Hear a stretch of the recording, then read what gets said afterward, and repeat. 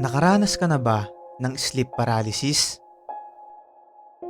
Mga kaibigan, ang sleep paralysis ay isa sa pinakanakakatakot na pangyayari na nararanasan ng isang tao habang natutulog. Ito yung pakiramdam na alam mong natutulog ang iyong katawan pero yung kaluluwa mo ay parang gising. Kapag nararanasan mo ito, ay nagsisimula kang magpanik dahil nagtataka ka kung bakit hindi ka makasigaw, makagalaw o makabangon kahit na anong pilit mong gawin. May mga pagkakataon pa nga kung saan nakikita mong humihiwalay na ang iyong kaluluwa mula sa iyong katawan.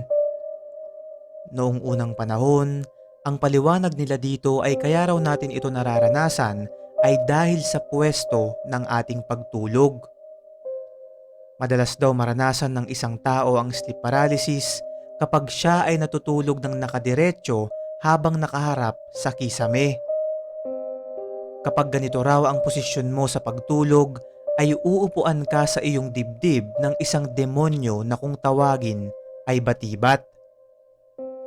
Ito raw ang dahilan kung bakit nahihirapan kang gumalaw o bumangon kahit na anong pilit mo sa iyong katawan. Kapag nangyayari ito ay hindi lang daw isa kundi dalawa o higit pang masasamang espiritu at mga demonyo ang present sa iyong kwarto sa mga oras na yun. Kaya naman ang ginagawa ng iba upang maiwasan ito ay humihiga na lang sila ng nakatagilid at nagdadasal bago matulog. Kung titignan naman natin ang scientific perspective patungkol dito, sinasabing nararanasan ng isang tao ang sleep paralysis kapag masyadong mahimbing ang kanyang tulog. Kapag mahimbing ang tulog ay nagkakaroon tayo ng tinatawag na REM o rapid eye movement na dahilan upang tayo ay managinip. Kapag tayo ay nananaginip, ay pinipigilan ng ating utak na gumalaw ang ating katawan, kaya lang minsan ay bigla-bigla na lang nagigising ang ating diwa habang natutulog pa ang ating katawan na dahilan upang makaranas tayo ng sleep paralysis. Pakatandaan mga kaibigan na ang aking mga binanggit ay wala pang konkretong ebidensya na magpapatunay kung bakit nga ba natin nararanasan ang pangyayaring ito. Hanggang ngayon ay mistulang palaisipan pa rin sa atin ang bagay na to na mahirap pigilan at hindi natin alam kung kailan dadating.